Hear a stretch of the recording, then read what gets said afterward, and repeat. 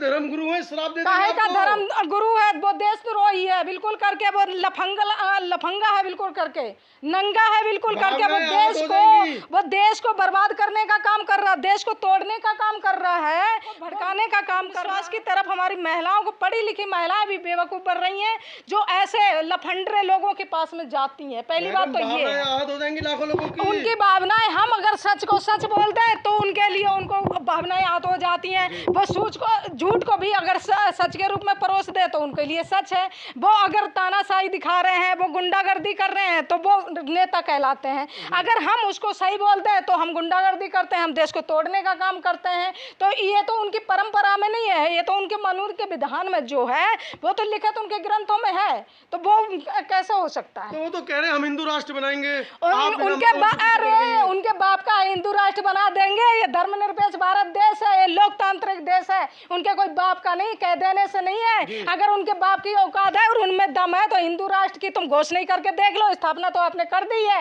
ईंट से ईंट ना बजा दे बहुजन समाज, तो कहना आप तो लाखों लोग लग गए उनके पीछे। हाँ, वो भी साथ में लग गए, महिलाएं लग गई हैं। तो लगेंगे, हम बता रहे हैं। हम एक महिला, उसने महिला का अपमान किया है, हम तो उसके खिलाफ FIR करेंगे। अभी तो हमारी यात्रा चल रही है आंदोलन को लेकर के, हम उसमें बिजी हैं। अभी जयपुर से आज सुबह ही पहुंचे हैं यहाँ पर।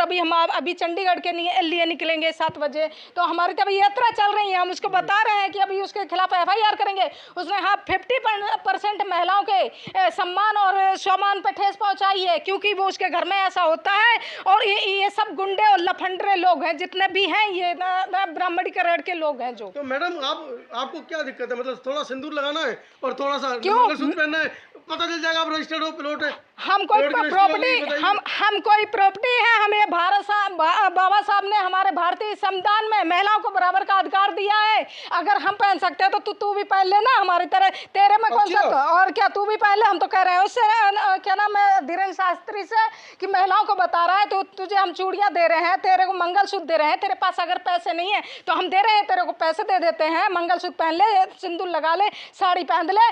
तू कौन सा दिख रहा है उसमें कि तेरी शादी हो गई है, कि तू बीवी बच्चों वाला है? तू भी तो रंड का संड घूमता है और बहन बेटियों का शोषण करता घूमता है। कितनी बहन बेटियां गायब हो जाती हैं उससे पंडाल से, तब पता चलता है कहाँ ले जाता है, कहाँ उनसे जाके धंधा करवाता है, कहाँ उनका शोषण करवाता है, पता चलता है आज तक।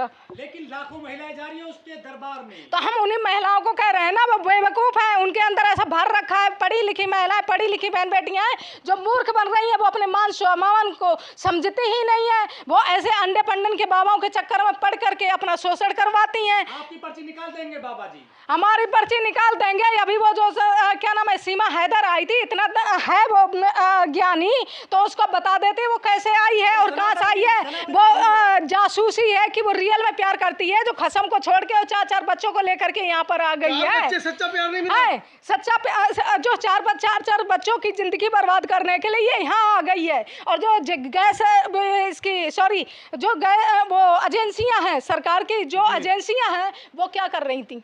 आप ये बताओ क्या कर रही थी? जब सीमा ने हमारे भारत देश में एंट्री करी तो इस सरकार की एजेंसियां क्या कर रही थी? NIA क्या कर रही है? काहे का प्यार है? ये प्यार नहीं है, ये इनके मीडिया वालों के पास काम नहीं है। ये फालतू के मुद्दे उठाते रहते हैं, फालतू के। अब वो आ गई है, अभी जैसे उसका था ज्योति मौर्य का मैटर था, जबकि अगर उसका कोर्ट में मामला चल रहा था, उसके पति को कोर्ट में अपनी बात रखनी चाहिए थी, क्योंकि उसको उछालना था, एक महिला को अपमान, उसको बेइज्जत करना था। हजारों ऐसे पुरुष हैं जो सरकारी नौकरियां जब लग जाती हैं तो महिलाओं को छोड़ करके वो दूसरी महिलाओं के साथ में ऐसी करते हैं और महिलाओं को छोड़ देते हैं। बच्चों का भाषण करती है, मेहनत मजदूरी करके अपने बच्चों को पालती, उनके तो कभी नहीं आवाज़ उठाई। जो आज मेन मुद्दा चल रहा है सिंगोल को लेकर के, संसद भवन के अंदर सिंगोल की स्थापना कर दी, जो कि राजतंत्रशाही का प्रतीक है, उसको लेकर के कोई मीडिया वाला आवाज उठा रहा है कि उस पर नहीं, उनकी बोलती बंद हो जाती है, क्योंकि वो मुद्दे नहीं दिख रहे। बेरोजगारी इतनी फैली हुई है, लोग भटक रहे हैं, जनता पब्लिक तराई बोल रही है इससे, भुखमरी से, बेरोजगारी से। ये मुद्दे नहीं है लोग इनके मीडिया वालों के पास। ये गोदी में पाकिस्तान से बहू आ गई है, एक गोदी मीडिया है, वो जासूसी है। अब यहीं पर अगर जो बहू आ गई ना, अगर यहीं पर अगर कोई मुस्लिम समाज का व्यक्ति होता ना, तो यही अभी तक जेल में डाल दिया होता उस लड़के को भी और उस महिला को भी, क्योंकि उसने हिंदू धर्म अपना लिया, वो ठकुराइन अपने आप को बोलने लग गई है।